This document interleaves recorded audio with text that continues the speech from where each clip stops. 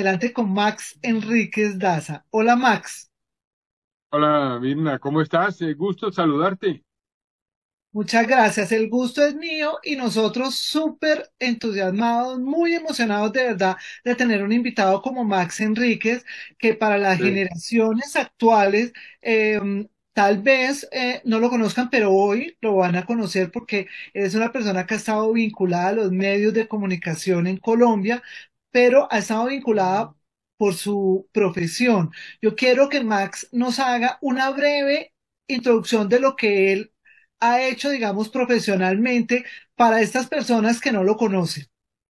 Bueno, yo en el año 74 me fui a estudiar meteorología a Budapest, Hungría, en la Universidad de Ciencias Naturales, por una beca que me gané con el Servicio Colombiano de Meteorología e Hidrología y la Organización Meteorológica Mundial. Duré 6 años estudiando en Hungría una carrera que, pues, digamos, en Colombia no era muy conocida, la meteorología. Llegué en el año 80 y trabajé en el aeropuerto El Dorado como meteorólogo pronosticador del entonces IMAT, que era el Servicio Meteorológico Colombiano, hasta el año 84, cuando me contrataron del Noticiero Nacional de la Televisión Colombiana, un noticiero nuevo hecho por periodistas, que fue el de Gabriel Ortiz y Javier Ayala, con la presentación de William Restrepo y Judith Sarmiento. Y ahí comencé yo a hacer la meteorología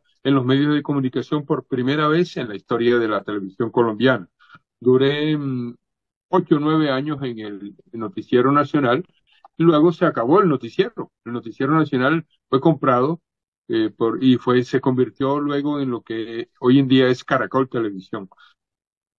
Yo luego de eso puse una empresa de meteorología durante 7, 8 años, excelente, una empresa que hizo muchísimas cosas para todos los usuarios, para la gente que necesitaba de los servicios meteorológicos, incluyendo los medios de comunicación, Señal Colombia, Telecaribe, Telecafé, Tele, eh, Telecaribe, Telecafé, Telepacífico.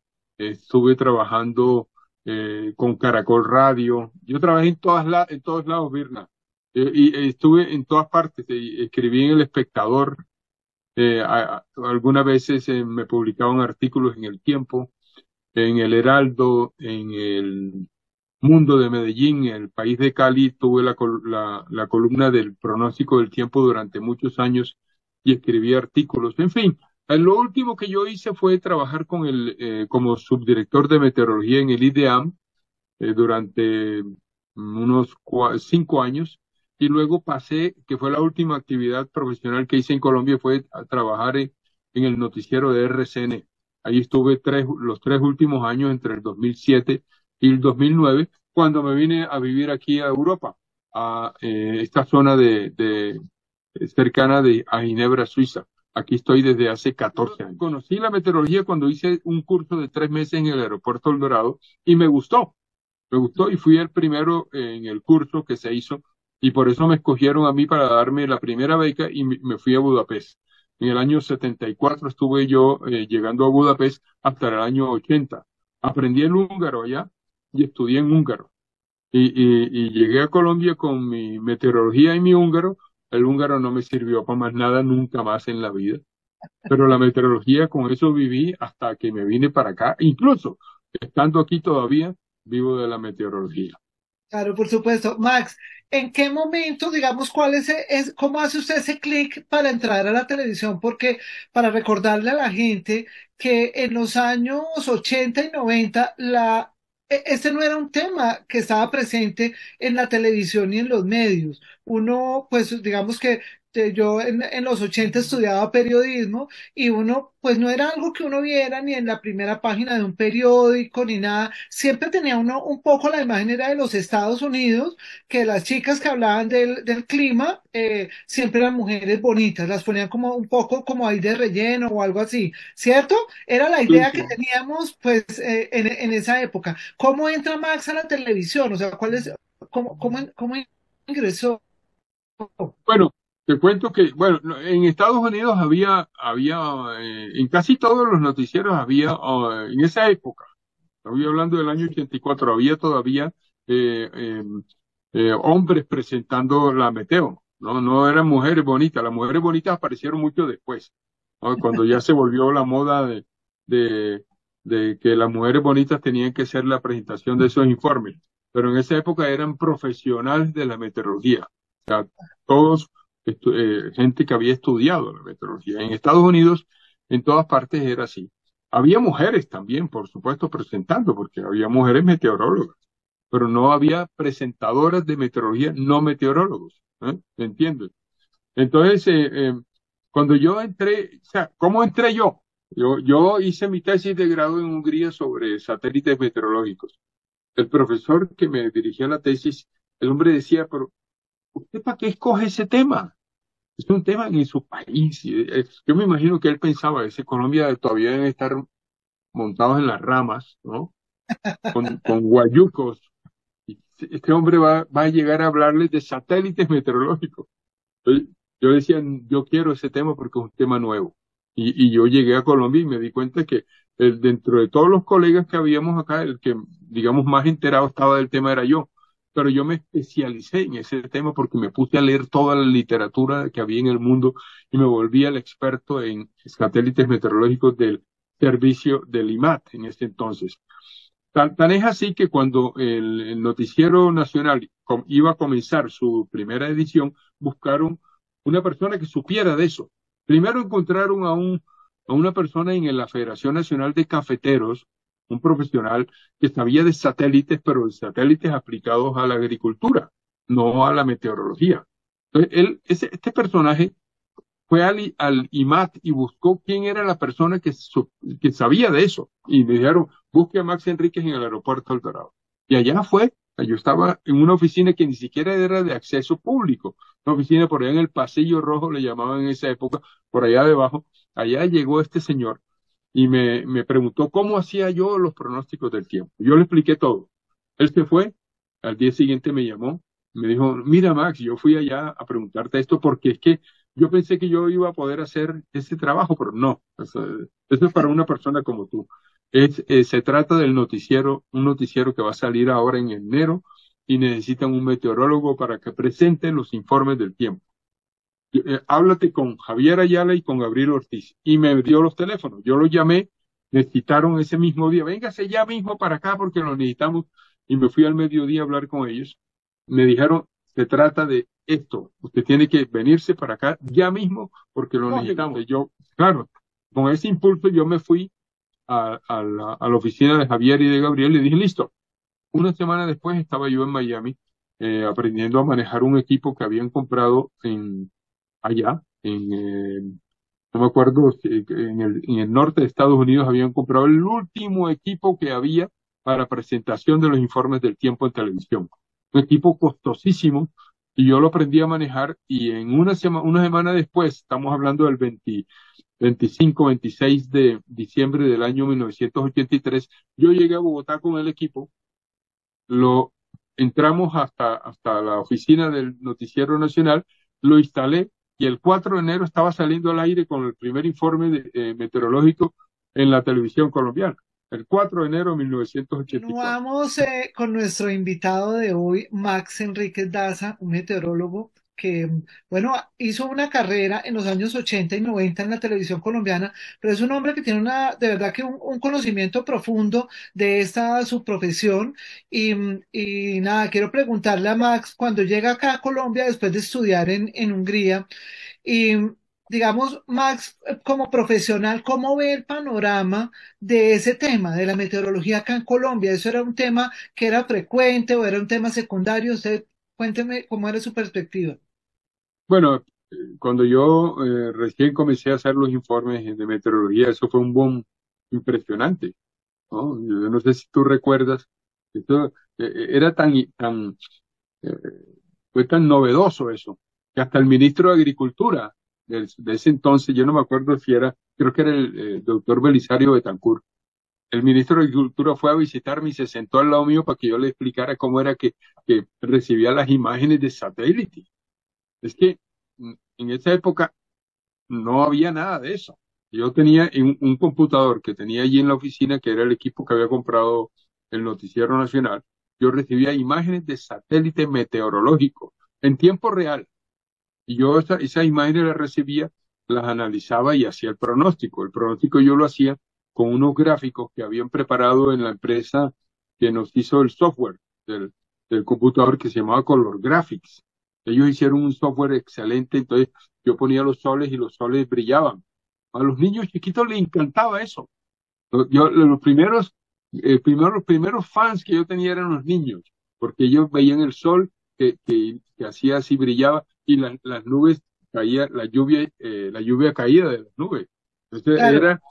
fue el primer computador con el que se hacía animación en tiempo real en la televisión colombiana. Había un computador mucho mejor que lo tenía FED Televisión, que es Julio de Sánchez Vanegas. Ellos tenían un supercomputador que hacía un render de 2, 3 días para animar cosas, pero eran propagandas y cosas. Pero en tiempo real, este computador era el único que había en el país. Entonces, fue un éxito realmente impresionante. Yo tuve la fortuna de que yo tomé siempre, Virna, siempre tomé con mucha seriedad mi papel ahí. Yo no era una estrella de la televisión. Pues, digamos, es posible que algunos me consideraran como eso, pero yo realmente era un meteorólogo que hacía un trabajo serio y yo nunca estaba por ahí faroleando en el jet set y nada de esas cosas. Yo me dediqué a trabajar ahí y hacía mis cosas, mis pronósticos, me llamaba gente de los gremios agrícolas de todas partes, me llamaban, yo hacía conferencias, yo estaba aquí y allá.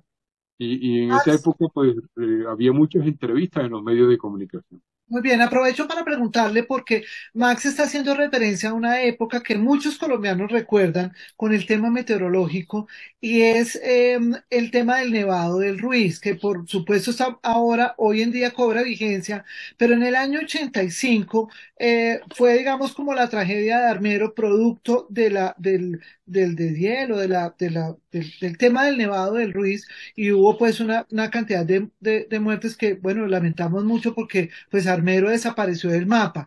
En esa época ya Max se predecían este tipo de cosas que tenían que ver. Yo sé que los volcanes son otra cosa, digamos, pero ¿había relación en su trabajo con ese tema?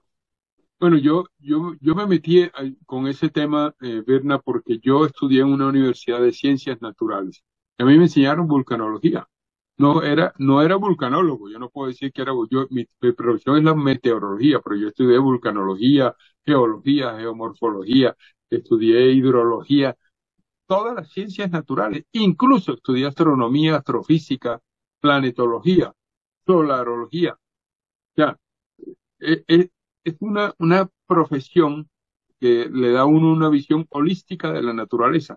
Por eso yo me atreví a escribir en esa época en El Espectador, donde tenía una columna, yo escribía allí y escribía sobre estos temas. Yo justamente un mes antes de la erupción del Nevado del Ruiz, hice un informe en El Espectador y lo mismo en el Noticiero Nacional, porque yo me fui al Nevado con cámaras y todo.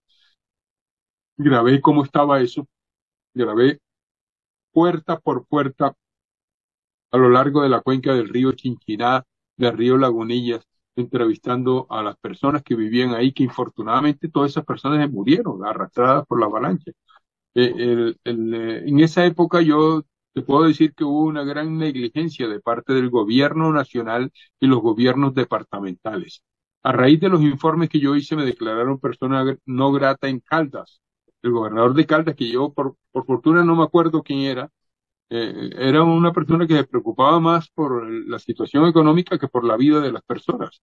Lo que quiere Y decir es que usted alertó a la población con sus claro, equipos claro, o no, y sí, no hicieron mayor no, caso. exacto. Yo lo que hice fue hablar con los geólogos de Ignamina y ellos me dieron la información, me dijeron, mire, yo le confirmamos, Max, que este volcán va a hacer erupción y el problema de la erupción de este volcán es que tiene nieve arriba y esa nieve se va a ir por la cuenca de todos estos ríos y va a causar avalanchas. Y Claro. estas avalanchas pueden llegar hasta los sitios habitados y matar gente. Eso lo dije yo en mis informes, ¿no? Eso lo Fue lo dije que yo. ocurrió. Entonces resulta que el gobierno nacional, o sea, los geólogos del Ingeominas le habían pedido al ministro de Minas comprar unos equipos telemétricos, o sea, esos equipos que tú los instalas aquí y los monitoreas desde 50 kilómetros de distancia, ¿no? Esos son los equipos telemétricos. Y no le dio, perdóname la palabra, no le dio la gana de comprarlos, ¿sí? Este señor, el ministro de Minas de ese entonces, para mí fue el responsable de todo lo que pasó ahí, porque si se hubieran tenido esos equipos telemétricos, se hubiera podido avisar a la población, que hubiera salido y se hubiera montado en las montañas que había al lado de Armero, por ejemplo, y no hubiera muerto tanta gente. Pero resulta que nosotros estábamos al aire en el noticiero nacional cuando hizo erupción el volcán. Y como nos habían declarado persona no grata y nos habían hecho todos los escándalos, cuando sucedió la erupción, 9:45 más o menos de la noche, llamó el funcionario de Inravisión que estaba en el Cerro Gualí, al lado del cráter del Ruiz. Llamó a decir, aquí acaba de totear este volcán y están cayendo piedras. Un síntoma inequívoco de una erupción. Y entonces, eh, eh, 9:30, 9:40 de la noche, a esta hora, si hubiera avisado, la gente sale y se monta en las montañas, pero nadie sabía qué estaba pasando. En definitiva, la tragedia de ese entonces del Nevado del Ruiz fue culpa de las autoridades del gobierno de ese entonces. Me da un poco de rabia acordarme de eso porque todo se ha podido evitar. Lo que pasa es que no le creían a los científicos, ¿no? Y este es un problema que siempre ha existido. Yo recuerdo que el ministro de ese entonces decía, pero si es que eso no va a pasar, no va a explotar eso. Esas cosas pasan una vez cada 500 años, pero pasan. Entonces uno tiene que ser previsivo. Ahorita que está el Nevado del Ruiz otra Eso vez le en iba a el... preguntar, eso le iba a preguntar a Max. Cuéntenos Ajá. ahora cuál es su perspectiva teniendo un conocimiento de verdad tan amplio sobre el tema, porque bueno, de todos modos usted ha tenido la posibilidad, digamos, de ver muchas cosas en relación a este tema. Cuéntenos, ahora hay una alerta y es una alerta que incluso ha cambiado.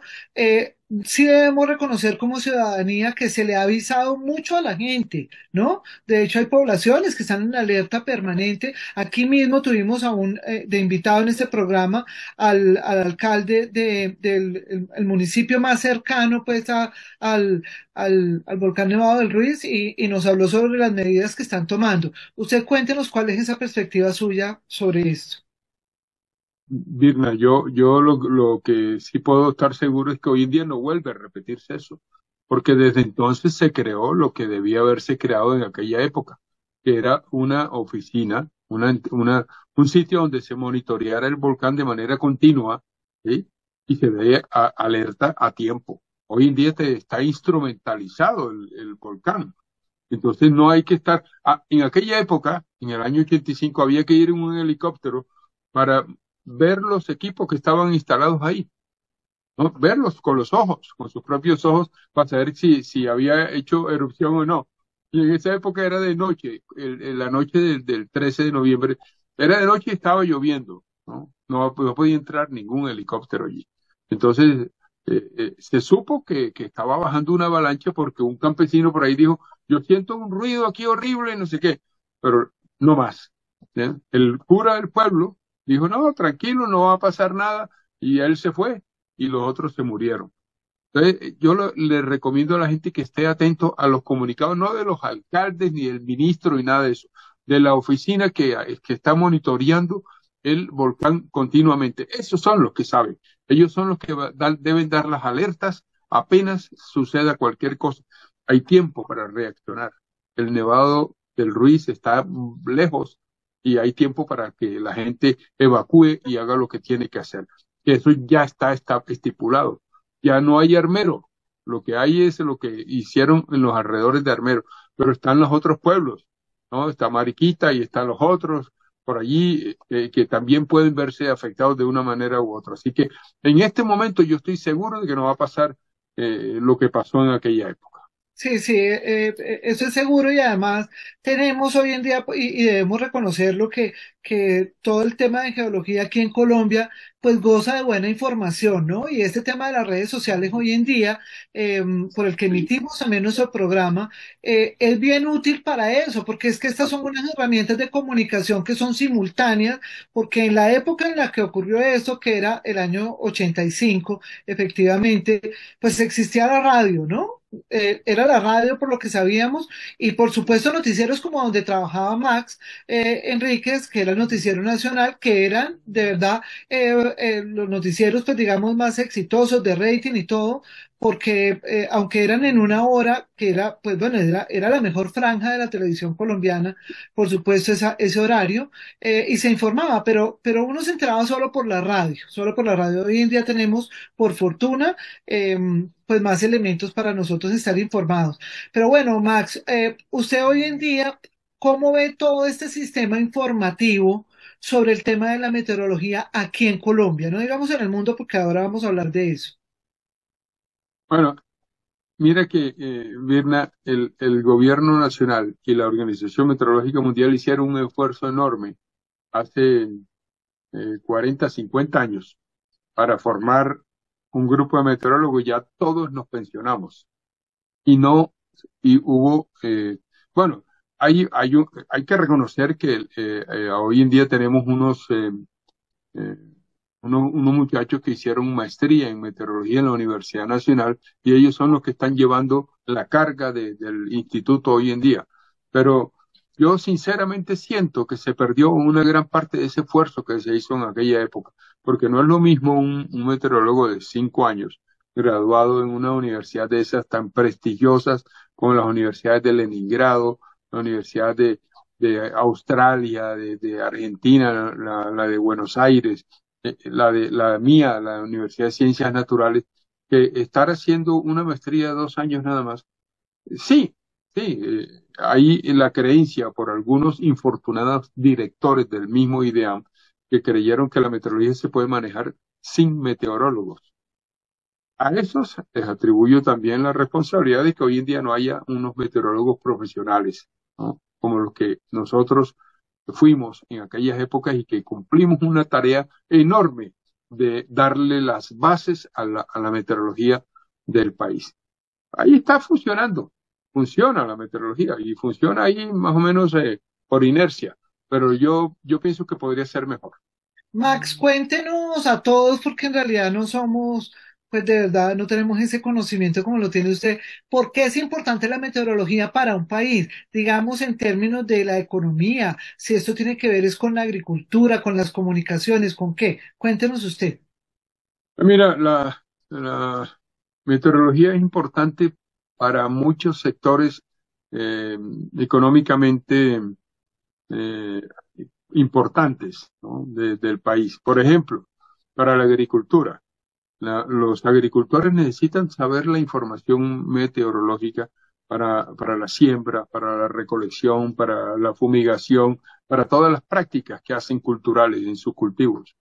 Sin esa información pueden funcionar, pero no es igual, ¿no? Los países desarrollados funcionan con un servicio meteorológico que está al lado de los agricultores, dándole la información todo el tiempo para que se preparen, para ayudarlos, para sacarlos adelante y que el país no vaya a quedarse con un déficit de producción de alimentos. En cuanto a la navegación aérea, los pilotos no pueden salir a volar sin la información meteorológica, no pueden. ¿No? Los pilotos no salen a ver qué se encuentran en el camino, ¿no? Cuando ellos salen, llevan una carpeta de meteorología que es elaborada en el servicio meteorológico en el aeropuerto El Dorado por el IDEAM y se le entrega a cada uno de los pilotos con la información del aeropuerto de despegue y del aeropuerto a donde van a ir y cómo se encuentra el tiempo en el trayecto entre uno y otro aeropuerto. Eso es importante, los vientos en los diferentes niveles de la atmósfera. Si se informa, uno puede creer que el piloto sale y a ver, ¿no? A ver si llega. No, no, eso no es así. La navegación aérea se volvió segura gracias a la información meteorológica, que es mucho más cercana, hay mucho más datos que antes. Esa información no se la inventa el meteorólogo. Se claro. toman los datos en estaciones y con mediciones que se hacen. Todos los días se hacen mediciones. Por ejemplo, en el aeropuerto del Dorado de Bogotá se lanza un globo a las 6 de la mañana desde el aeropuerto, que es un globo que sube hasta 10, 12 kilómetros de altura y toma datos de los diferentes niveles de la atmósfera.